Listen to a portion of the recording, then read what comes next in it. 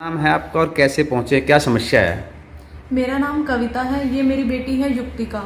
ये बचपन से बिल्कुल ओके थी, लेकिन फिर उसके बाद इसको सुनना एकदम बंद हो गया। इसके ना सुनने की वजह से मैंने इसका सोनीपत में टेस्ट करवाया, तो वहाँ पे मुझे ये बताया गया कि आपकी बेटी को 90 प्लस का लॉस है। आप इसको हेयरिंग एड भी लगवाओगे, उससे कोई बेनिफिट नहीं होगा, आपको इसका इम्प्लांट करवाना पड़ेगा, मुझे ये बोला गया। तो फिर मैंने दिल्ली इसका मतलब सारे टेस्ट वगैरह करवाए, तो उसमें भी 90 प्लस का लॉस आया। फिर मैंने इसका दिल्ली मैक्स हॉस्पिटल से इसका इम्प्लांट करवाया। फिर उसके बाद इसका एक हैंडीकैप सर्टिफिकेट बनवाया मैंने रोहतक से।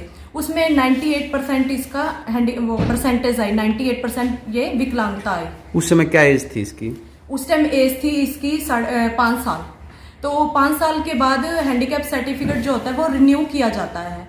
तो मैंने रिन्यू करने के लिए मैं फिर से सोनीपत गई। सोनीपत वालों ने मुझे खानपुर रेफर करा, वहां पे इसका फिर से टेस्ट किया गया। उस टेस्ट में उन्होंने परसेंटेज दिखा दी 51%, जो कि मेरी बेटी बिल्कुल डेफ एंड डम है।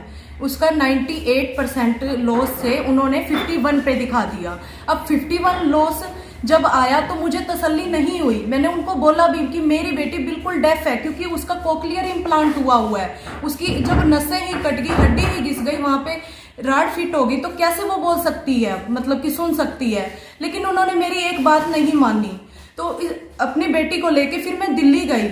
आरएमएल हॉस्पिटल में मैंने इसका फिर से टेस्ट करवाया। उन्होंने भी यही कहा कि आपकी बेटी 90 प्लस का लॉस है इसको।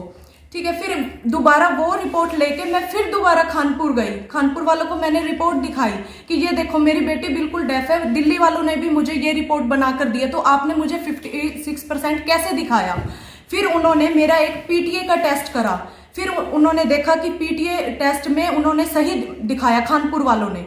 फिर उसके बाद फिर उन्होंने कहा कि जाओ एएसएसआर टेस्ट पहले सोनीपत से लिखवा के आओ। मैं फिर सोनीपत आई।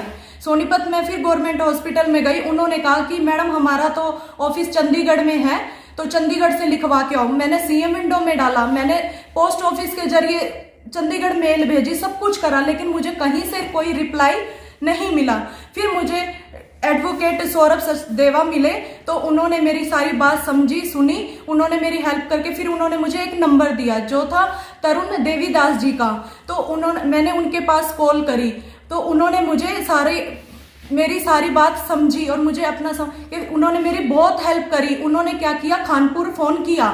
तो खानपुर जाते ही मेरा जो 1.5 साल की मुझे डेट दे रहे थे,